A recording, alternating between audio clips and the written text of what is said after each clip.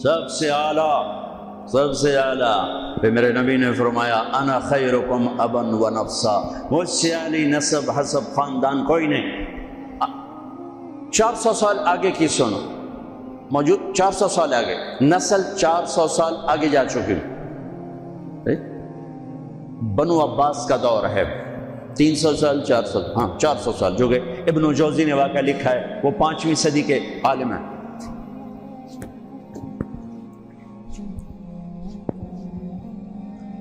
ہرات میں ایک سید خاندان، خامد کا انتقال ہو گیا، عورت چھوٹے چھوٹے بچیاں بیوہ ہو کے ان نقل مکانی کی اور سمرقند پہنچی پناہ کی تلاش۔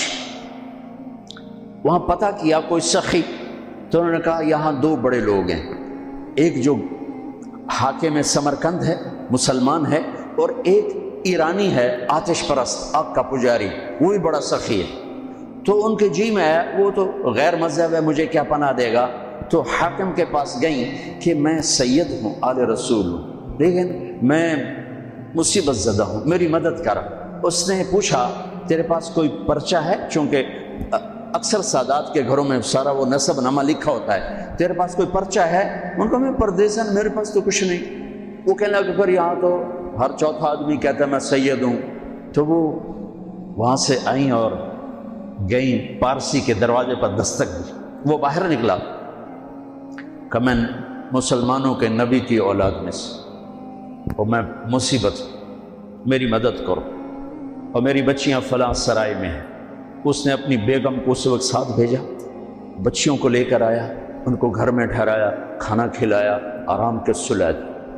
رات کو حاکم وقت نے خواب دیکھا کہ جناب رسول اللہ صلی اللہ علیہ وسلم جنت میں ایک سونے کا محل ہے، اس کے سامنے کھڑے ہوئے ہیں، اور یہ حاکم وقت آ کر پوچھتا ہے یا رسول اللہ یہ محل کس کا ہے؟ تو آپ نے ارشاد فرمایا یہ ایک ایمان والے کا ہے۔ وہ کہتا ہے یا رسول اللہ میں بھی ایمان والا ہوں۔ تو آپ نے فرمایا تو اپنے ایمان پر کوئی سند دکھا، مجھے کوئی سند دکھا کہ تو ایمان والا ہے۔ تو وہ کانپ اٹھا۔ تو آپ نے فرمایا میری بیٹی تیرے پاس آئی اور تو نے اس سے سند مانگی، دور ہو جا میری نظروں سے۔ اس کی جو آنکھ کھلی تو اس کی تو ہال دھاڑ مچ گئی، اس کا لگا میں تو لٹا گیا، وہ کتنے گئی، وہ بی بی کتنے گئی، وہ 902 کتنے گئی۔ لوگوں نے بھائی وہ پارسی سردار لے گیا، آگ کا پجاری، جو دھاڑ دھاڑ بوا کٹیا۔ انہوں نے کہ رات کو اتنی خوفناک دروازے پر دستک، وہ باہر نکل کر دیکھا تو حاکم ننگے سر ننگے پاؤں، حاج اے بھائی وہ مہمان مجھے دے دے، وہ مہمان مجھے دے دے۔ اس نے کہا حضور بن دیکھا سودا کیا تھا، اب تو دیکھ لیا ہے، اب واپس نہیں ہوں گے۔ انہوں نے کہا میں تمہیں 300 دینار دیتا ہوں، 300 دینار کئی کروڑ روپے، کئی کروڑ روپیہ، اور تمہیں 300 دینار دیتا ہوں۔ کہا تو میں سارا جہان دے دے، یہ سودا ہوں نہیں واپس ہو سکتا۔ پھر اس نے کہا تمہیں بتاؤں میں کلمہ پڑھ چکا ہوں، میرا سارا گھر کلمہ پڑھ چکا ہے، کہ جو خواب تو نے دیکھا وہی خواب میں نے دیکھا۔ میں بھی خواب دیکھ رہا تھا کہ جنت کا محل ہے، اس پر 2 جہان کے سردار کھڑے ہیں، اور تو آ کے پوچھتا ہے یہ کس کا ہے؟ وہ فرماتے ہیں ایمان والے کا ہے۔ تو کہتا ہے میں ایمان والا ہوں، تو نبی تجھ سے سند مانگتے ہیں، تجھے رد کرتے اور میری طرف متوجہ ہو کر فرماتے ہیں تو نے میری بیٹی کو ٹھکانا دیا، تو نے میری بیٹی کو ٹھکانا دیا، جا تو اور تیرا سارا خاندان بخشا گیا، سب جنتی۔ کہ میں نے اٹھتے ہی کلمہ پڑھ لیا ہے، میں ایمان لا چکا ہوں۔ یہ نسل 400 سال آگے جا چکی ہے، تب میرے نبی کی یہ شفقت اور یہ اتنی بڑی ذات ہے۔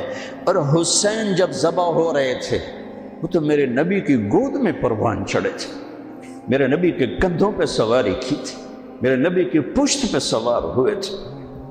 جب ابن زیاد آپ کے ہونٹوں پہ چھڑیاں مار رہا تھا تو حضرت انس نے کھڑے ہو کر فرمایا ان ہونٹوں پہ چھڑی نہ مار، میں نے ان ہونٹوں پہ اللہ کے نبی کے ہونٹوں کو لگتے دیکھا ہوا۔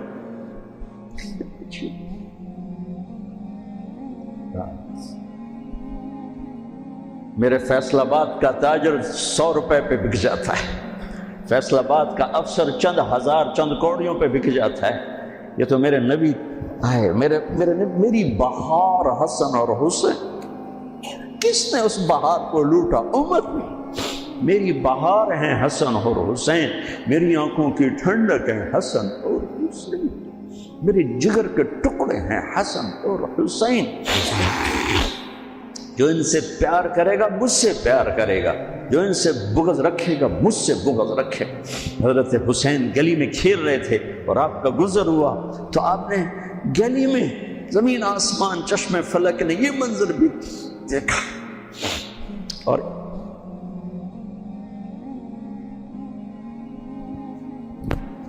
کہ دو جہان کے سردار بچے کے ساتھ کھیل رہے ہیں گلی کے اندر۔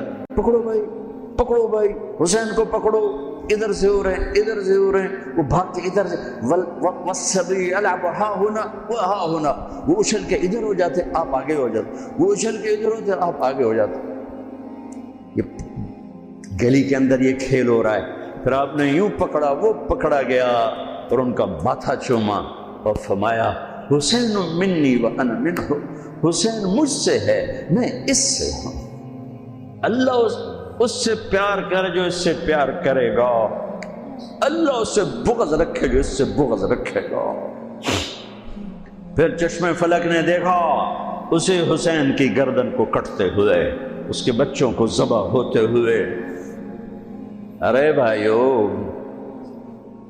بچے کے آنسو ماں باپ کو جھوٹا بنا دیتے ہیں، دغا باز فراڈیا بنا دیتے ہیں۔ بچوں کے آنسو، اور صرف آنسو نہیں تھے، خون بہ رہا تھا۔ اس حسینی قافلے میں 17 اہل البیت شہید ہوئے، 17، جن میں سے ایک پوری کائنات سے زیادہ وزنی ہستی تھا۔ ایک ترازو میں ایک کو رکھو، ساری کائنات کو دوسرے ترازو میں رکھو تو ان کا وزن زیادہ تھا۔ اور اس 72 تو جان نثار تھے۔ اہل البیت 17، 19، 22 تک کا عدد آتا ہے۔ اور اس اہل البیت کے قافلے میں سب سے خوبصورت تھے حضرت حسن کے بیٹے قاسم، سب سے خوبصورت۔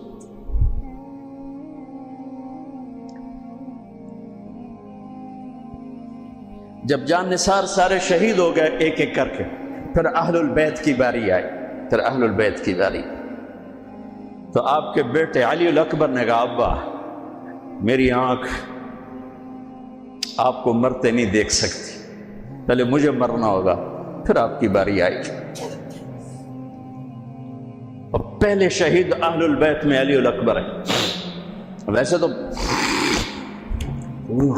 میں کہتا ہوں تمام صحابہ میں سب سے مظلوم ہستی ہیں حضرت علی بن ابی طالب۔ آپ تو صرف حسین عباس سنتے ہو نا، حسین عباس۔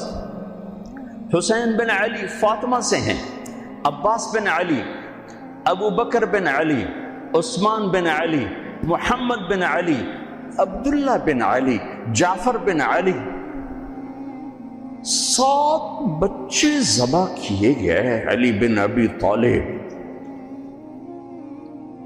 امام زین العابدین ساری رات رویا کرتے تھے۔ ان کے ایک خادم نے کہا حضرت آپ ساری رات ہی روتے رہتے، کیوں؟ تو پھر رونے لگے، کہنے لگے میرے دوست یعقوب علیہ السلام کا ایک فرزند گم ہوا تھا یوسف، وہ بھی پھر مل گیا تھا۔ اس ایک کی جدائی میں 40 سال رو اپنی آنکھیں ختم کر دی۔ ارے میرے دوست، میں نے تو اپنی آنکھوں کے سامنے اپنے سارے گھر کو ذبح ہوتے دیکھا، میری آنکھ سے آنسو نہ ٹپکے تو اور کیا ٹپکے۔ 7 بھائی، حسین تو ابن علی ہیں، وہ تو اپنی ذات میں آپ ہیں، 6 بھائی ساتھ اور شہید ہوئے۔